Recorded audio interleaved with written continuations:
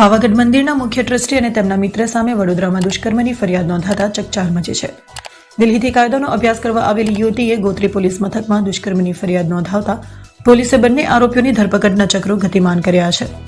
વડોદરાની ખાનગી કંપનીમાં નોકરી કરતી યુવતીને શહેરના વાસણા રોડ પર આવેલા ગેસ્ટ હાઉસમાં મીટિંગ કરવાના નામે લઈ જઈને કેફી પીણું પીવડાવી તેની સાથે દુષ્કર્મ આચરનાર ચાર્ટર્ડ એકાઉન્ટન્ટ અશોક જૈન અને પાવાગઢ મંદિરના ટ્રસ્ટી રાજુ ભટ્ટ સામે ફરિયાદ નોંધાઈ છે।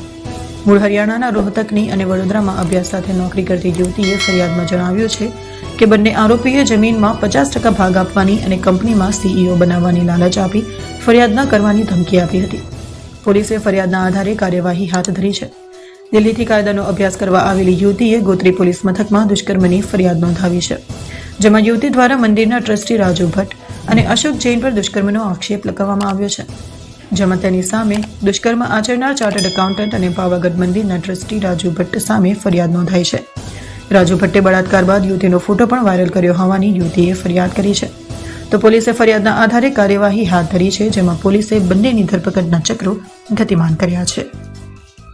એની મને ગઈકાલે ખબર પડી, પણ હું 2 દિવસથી મારા ફેમિલી અને એક સામાજિક પ્રસંગમાં હતી, તો હું આજે પણ આવી છું અહીંયા અને દીકરીનું હું કાઉન્સેલિંગ કરું છું અને બીજું કે દીકરીને જેટલો મારો સહકાર મળશે એટલો હું આપવાની કોશિશ કરું છું।